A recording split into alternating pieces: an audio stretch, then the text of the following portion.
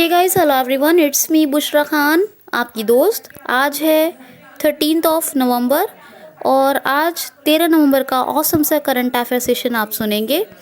आप लोगों से बहुत रिक्वेस्ट है, हर वीडियो को बिल्कुल मिस नहीं होना चाहिए, कंप्लीट वॉच करें। इसमें आपका फ़ायदा है, आपको बहुत क्वालिटेटिव कंटेंट में डिलीवर कर रही हूँ। और साथ ही वीडियो को लाइक शेयर भी करें ताकि मुझे खुशी हो कि आपने इस कंटेंट का बेनिफिट लिया है। और इसके लिए काम और करें आप कि QCL को ज़रूर सब्सक्राइब कर लें। जो नए लोग हैं, जो विज़िट करते हैं वो भी, और जो आपकी क्लोज फ्रेंड्स हैं उनसे भी रिक्वेस्ट करें कि वो QCL को सब्सक्राइब कर लें। साथ ही बेल आइकन को भी हिट कर लें जिससे कि हर अपडेटेड वीडियो का नोटिफिकेशन आपको मिल जाए। अच्छे प्यारे प्यारे से कमेंट्स करें जिनको पढ़ के मैं आपको रिप्लाई कर सकूं।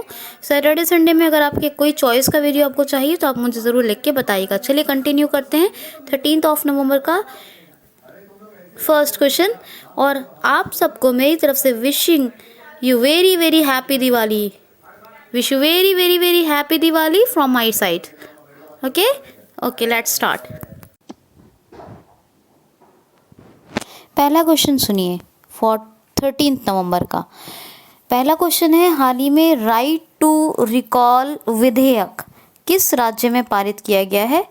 हाल ही में अभी राइट टू रिकॉल विधेयक, विधेयक बोले तो bill, right to recall bill किस स्टेट में पास किया गया है? तो हरियाणा में। देखिए असल में ये है क्या, ये सरपंचों से संबंधित है, ये सरपंचों के रिलेटेड है।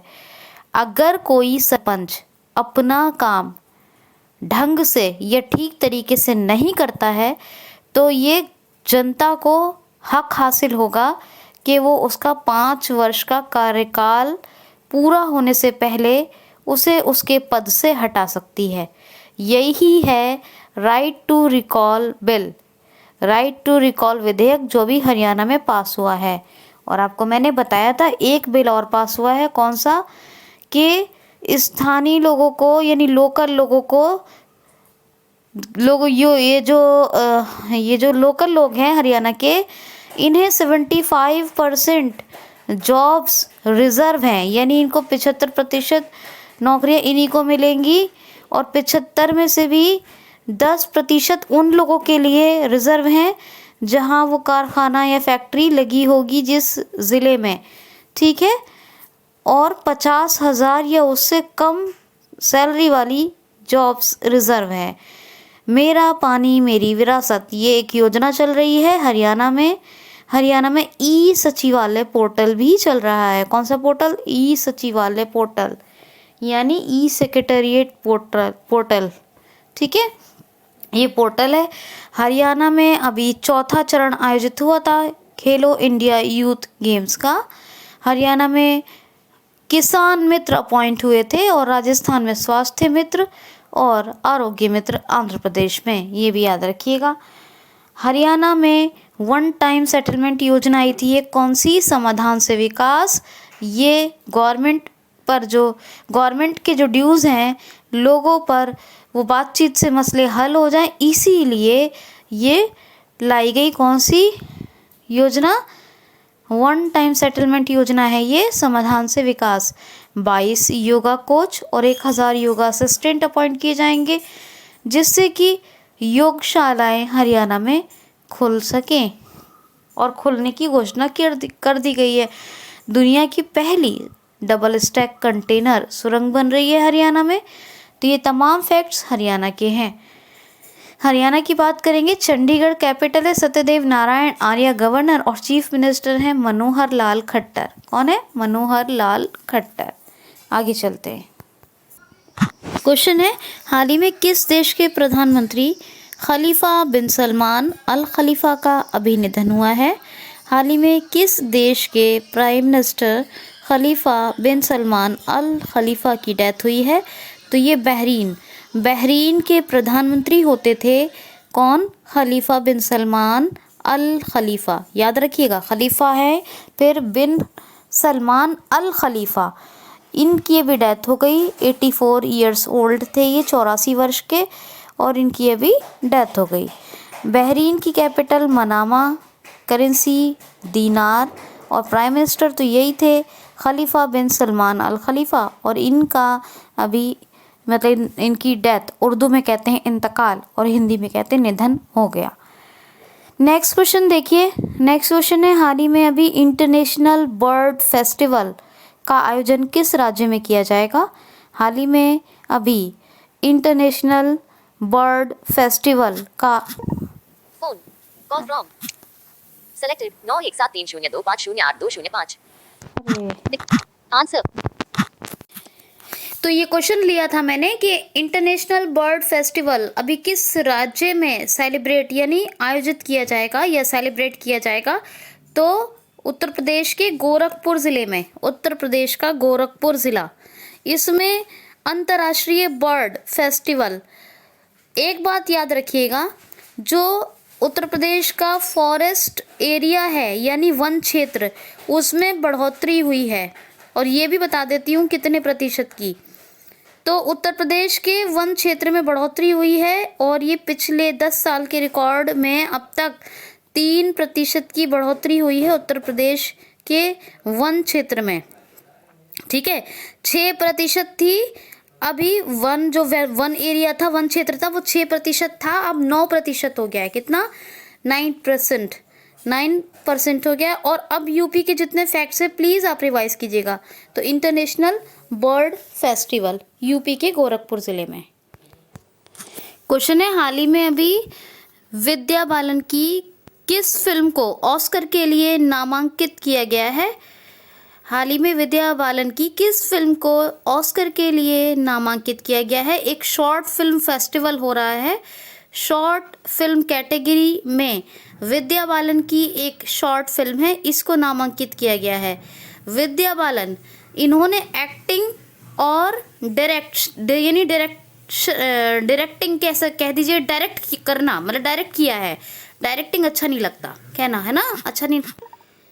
Call from 9162044205। अरे यार, कोई ना कोई। Swipe down with selected Sanjay to reply decline answer button. तो ऐसा है जी, विद्या बालन ने खुद ही इसको डायरेक्ट भी किया है और एक्टिंग भी की है। नटखट नाम है, ये शॉर्ट फिल्म कैटेगरी में है, इसको सेलेक्ट किया गया है। ठीक है, ऑस्कर के लिए। ओके, चलिए क्वेश्चन देखिए। हाल ही में अभी नृत्य शास्त्र नामक एक कॉफी टेबल बुक किस राज्य ने लॉन्च की है? हाल ही में अभी नृत्य शास्त्र, क्या नृत्य शास्त्र यानी क्या कहेंगे, नृत्य होता है डांस। क्या होता है? नृत्य डांस। और शास्त्र कहते हैं किसी की स्टडी यानी साइंस भी कह सकते हैं आप।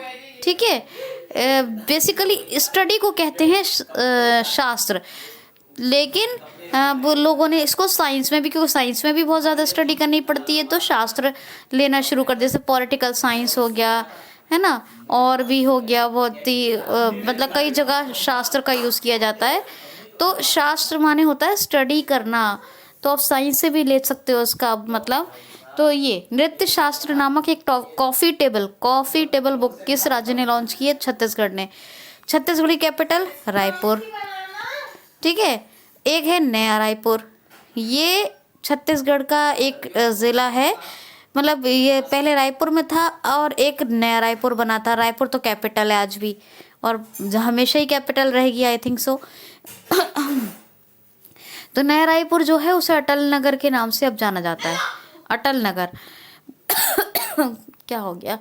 पुलिसकर्मियों के लिए स्पंदन नामक एक अभियान, जो डिप्रेशन ग्रस्त पुलिसकर्मी हैं उनके लिए स्पंदन नामक एक पुलिस कर्मियों के लिए अभियान ये शुरू किया छत्तीसगढ़ ने। और जी छत्तीसगढ़ की बात करें तो राजीव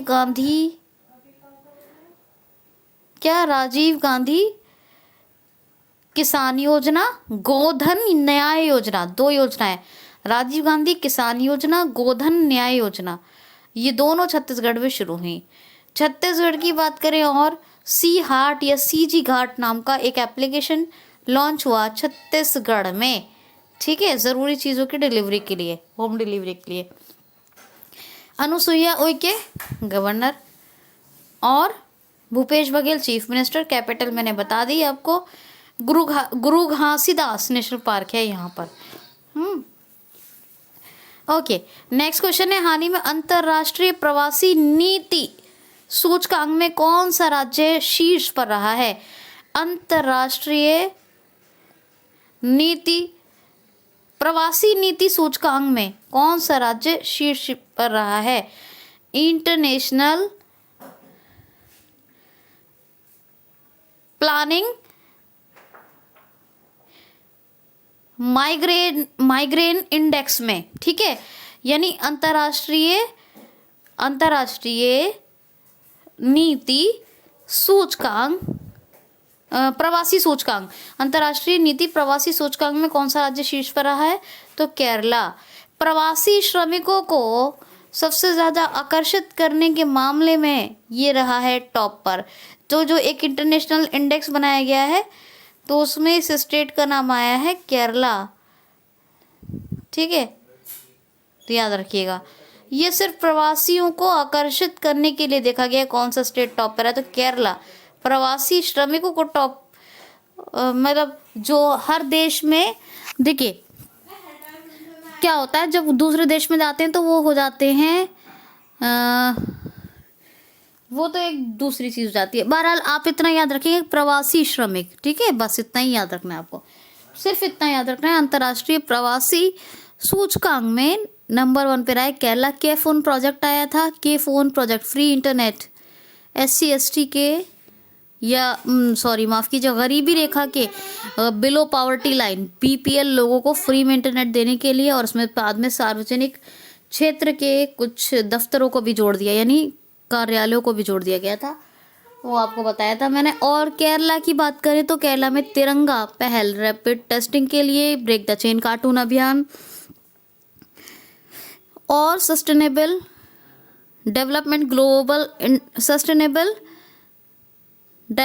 ग्लोबल इंडेक्स में केरला टॉप पे रहा। अच्छा, केरला की बात करें, कर्मी वोट रोबोट यहाँ पे शुरू किया जो कोविड-19 की सर्विस में कोविड-19 पेशेंट्स की सर्विस करेगा, यानी उनको सेवा देगा अपनी। क्या करेगा? सर्विस मतलब यहाँ सेवा होता है। ओके, आयु रक्षा क्लिनिक ये भी केरला में ओपन हुए। तो ये केरला के फैक्ट्स हैं। केरला में Periyar national biosphere reserve, Periyar biosphere reserve ये फेमस है। क्या? Periyar biosphere reserve. और पेरियार बायोस्फीयर रिजर्व के बाद हो गया अनाईमुडी शोला, एरबीकुलम शोला, पम्बडम शोला, मध्य किक्टम शोला, ये तमाम नेशनल पार्क हैं किसके? केरला के। शबरीमाला उत्सव भी यहीं होता है, शबरीमाला मंदिर, इसका आपने सुना होगा न्यूज़ पे, ये भी बहुत फेमस है। तिरुवनंतपुरम कैपिटल है। आरिफ मोहम्मद खान गवर्नर हैं। पिनरई विजयन चीफ मिनिस्टर हैं। राजकीय पशु क्या है? केरला का हाथी, और कर्नाटका का भी हाथी है, झारखंड का भी हाथी है। KKJ, केरला, कर्नाटका, झारखंड, इन तीनों का राजकीय पशु है हाथी। तो इतना आप याद रखेंगे। क्वेश्चन है, हाल ही में अभी इंडियन नेवी भारतीय नौसेना ने 5वीं स्कॉर्पियन पनडुब्बी वागिन का जलावरण कहाँ किया है? तो दक्षिण मुंबई के एक मझगांव डॉक में। क्या कोई आंसर है? दक्षिण मुंबई का एक मझगांव डॉक है, यहाँ पर जलावरण किया है भारतीय नौसेना ने। किसका? 5वीं स्कॉर्पियन पनडुब्बी वागिन का। किसका? वागिन का। और हेड कौन है? Admiral Karamvir Singh, Indian navy के। और थल सेना के कौन है? मनोज मुकुंद नरवणे। वायुसेना के चीफ कौन है? RKS भदौरिया। नेक्स्ट क्वेश्चन है, हाल ही में अभी सेचा नामक एप्लीकेशन को अभी किस राज्य ने लॉन्च किया है? सेचा नामक एक मोबाइल ऐप को किस स्टेट ने लॉन्च किया है? तो उड़ीसा ने। उड़ीसा ने अभी एक सेचा नामक एप्लीकेशन शुरू की है, जो किसान समस्या का सामना कर रहे हैं, जिन समस्याओं से गुजर रहे हैं, उनके लिए सेचा नामक ऐप बनाई है। और इसके बारे में बता दूं आपको, इससे बहुत फ़ायदा होगा किसानों को। Naveen Patnaik chief minister hero 2 award मिला उनको, पेटा ने दिया है। इसकी डिटेल मैंने आपको बताई है। गणेशी लाल गवर्नर है। और भुवनेश्वर कैपिटल है। सतकोशिया टाइगर रिजर्व भितरकनिका, सिमलीपाल और चिल्का लेक, ये उड़ीसा में है। चिल्का लेक ये India's largest salted water lake है। और गरिमा योजना, कालिया योजना, बलराम योजना, ये सब उड़ीसा में चल रही हैं। उड़ीसा की बात करूं, एपीजे अब्दुल कलाम द्वीप है जिसका पहला नाम व्हीलर द्वीप था। अग्नि 5 पृथ्वी 2 का सफलतापूर्वक परीक्षण यहीं हुआ है। और यहाँ पर एक पीले कलर का दुर्लभ कछुआ भी पाया गया है उड़ीसा में। नुआखाई उत्सव यानी जब नई फसल आती है, चैत्र जात्रा महोत्सव और रज पर्व या रजा पर्व, ये 3 उड़ीसा में मनाए जाते हैं। और आपको अच्छा लगा होगा, कलिंग पुराना नाम है उड़ीसा का। और उत्कल दिवस या उत्कल दिवसा के नाम से कब मनाया जाता है उड़ीसा दिवस? 1 अप्रैल को। ठीक है, कब मनाया जाता है? 1 अप्रैल को। ओके। क्वेश्चन है ब्यूरो ऑफ एनर्जी इफिशियंसी। क्या? ब्यूरो ऑफ एनर्जी इफिशियंसी ने अभी किस राज्य में गो इलेक्ट्रिक अभियान शुरू करने की घोषणा की है? तो आंध्र प्रदेश में। Bureau of energy efficiency Andhra Pradesh में गो इलेक्ट्रिक अभियान शुरू करेगा। क्या करेगा? गो इलेक्ट्रिक अभियान।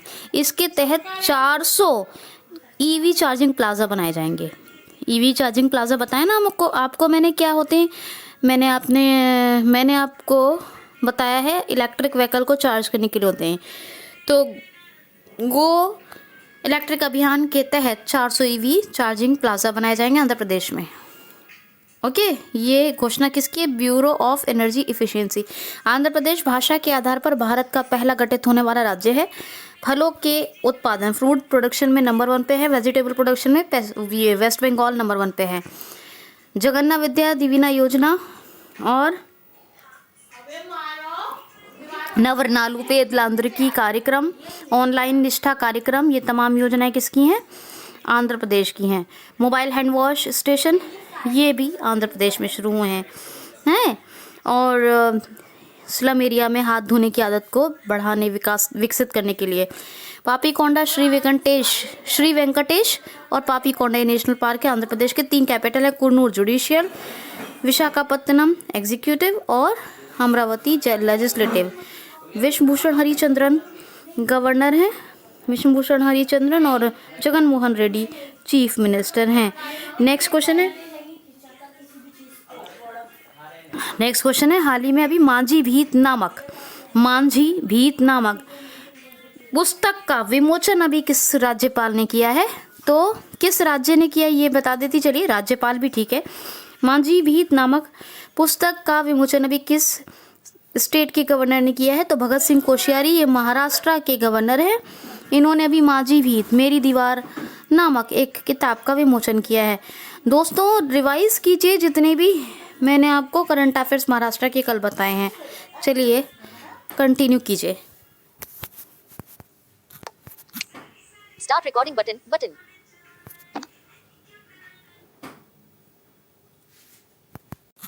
तो आप ज़रूर ये याद रखेंगे कि ब्यूरो ऑफ एनर्जी इफिशियंसी ने 400 यानी इलेक्ट्रिक व्हीकल चार्जिंग प्लाजा बनाने के लिए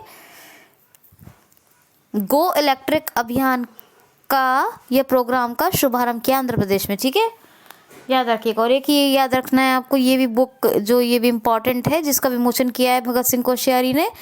भगत सिंह कोश्यारी महाराष्ट्र के राज्यपाल, ये तो पता ही है आपको, ये मैं हमेशा बताती हूँ। कौन सा है ये? मांझी, कौन सा बताया मैंने आपको? मांझी भीट। क्या नाम है इस बुक का? मांझी भीट। चलिए नेक्स्ट क्वेश्चन देख लेते हैं जरा सा। क्वेश्चन है हाल ही में अभी भारतीय मूल के किस व्यक्ति को अमेरिका ने चीफ ऑफ स्टाफ नियुक्त किया है? भारतीय मूल के किस व्यक्ति को अमेरिका ने चीफ ऑफ स्टाफ CS यानी अपॉइंट किया है?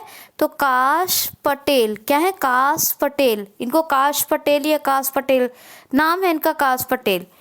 तो कैश पटेल, क्या बोलेंगे? कैश पटेल या काश पटेल, हिंदी में बोलिए। कैश पटेल या काश पटेल, ये नाम है इनका। इनको अभी CS chief of staff America ने अपॉइंट किया और ये भारतीय मूल के हैं, काश पटेल। क्या नाम है? काश पटेल। ठीक, याद रखना। नेक्स्ट क्वेश्चन है हाल ही में अभी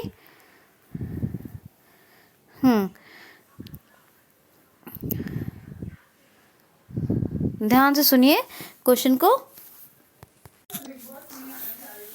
हाँ जी, तो देखिए असल में कॉल्स इसलिए आ रही हैं इतनी मेरे पास, QCL के इस्टेब्लिशमेंट को 2 इयर्स कंप्लीट हो गए हैं और इधर दिवाली का भी ओकेजन है, तो हम एक वाद विवाद प्रतियोगिता का आयोजन करने जा रहे हैं, जिसमें आप लोग कल सुबह तक अपने 10 बजे तक हमें मैसेजेस सेंड कर सकते हैं।